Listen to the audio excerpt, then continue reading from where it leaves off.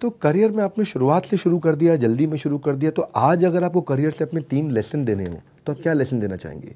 पहला लेसन, आपकी जो इंसल्ट्स है उनको सीरियसली मत लीजिए, क्योंकि अगर आप वो सीरियसली लेते हैं तो आप अपने कॉन्फिडेंस को ख़त्म कर रहे हैं। वो इसीलिए है क्योंकि आपने कोई कंट्रीब्यूट अभी तक किया नहीं है। जैसे कहते हैं ना, उगते सूरज को सब सलाम करते हैं। क्यों? क्योंकि जब वो उगता है तो वो रोशनी देता है, कंट्रीब्यूशन। जब तक आप किसी फील्ड में कंट्रीब्यूट नहीं करेंगे, लोग आपको सीरियसली नहीं लेंगे। तो वो आपको नहीं ले रहे, आप भी उनको मत लीजिए। आप अपने काम में ध्यान दीजिए, कंट्रीब्यूट करिए, वही लोग आपके लिए तालियां बजाएंगे। तो इंसल्ट्स को सीरियसली मत लीजिए। दूसरा, जो मेरी ज़िंदगी का एक बहुत इंपॉर्टेंट पार्ट रहा है, भगवान पर भरोसा रखिए। ये आपको हारने नहीं देता, ये बहुत पक्की बात है। कितनी बार भी आप फेल हो जाए, रिजेक्ट हो जाए, कुछ भी हैंडल करिए, ये एक शक्ति, एक विश्वास आपको हारने नहीं देती और गलत काम भी नहीं करने देती।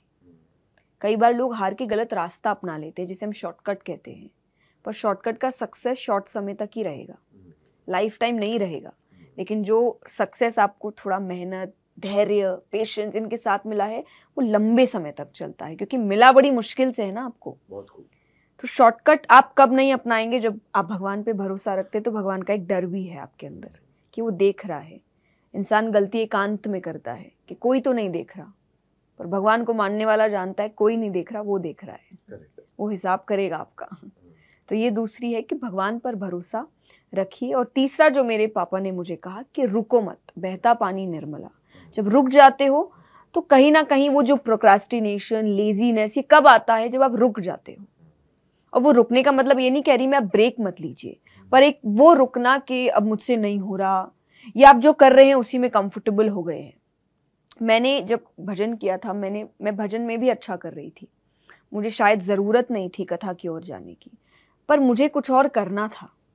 और मुझे जब कथा दिखी, जो मेरी पहली कथा थी, जब एक इंटरेस्ट आया, हो सकता है उस वक्त मुझे एक मन में जिज्ञासा, इंटरेस्ट आया कि बड़ी अच्छी चीज़ है, करते हैं इसको, पर वो करने में मुझे 1.5-2 साल लग गए।